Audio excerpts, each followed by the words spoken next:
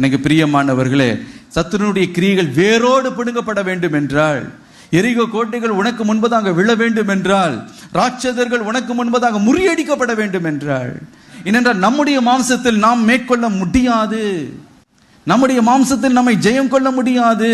ஆனா எப்பொழுது ஆவியானவர் ஆட்கொள்ளுகிறாரோ, அவருடைய பிரசனம் இறங்குகிறதோ, அந்த நேரத்தில் ஒரு ஆவிக்குரிய வைராக்கியம், ஒரு வல்லமை நமக்குள்ளே கர்த்தர் உண்டாக்கி தருகிறார். அவருடைய சீடர்களாக இருக்க நம்மை பார்த்து அவர் சொல்லுகிற காரியம் என்னவென்றால், உபவாசித்து ஜெபிக்கிற அந்த ஆவிக்குரிய அந்த பயிற்சி இன்னும் உன்னுடைய வாழ்க்கையில் இல்லையே, உன்னுடைய வாழ்க்கையில் பின்தொடர்ந்து வந்து நித்தமும் உன்னை கலங்க பண்ணுகிற அந்த அசுத்தாவின் கிரியைகளை நீ மேற்கொள்ள வேண்டும் என்றால், நீ உபவாசித்து ஜெபி என்று அன்றைக்கு அந்த சீஷர்களுக்கு சொன்ன அதே காரியத்தை தான் இன்றைக்கு உங்களுடைய வாழ்க்கையில், என்னுடைய வாழ்க்கையில் கர்த்தர் சொல்லுகிறார். ஹல்லேலூயா, ஹல்லேலூயா.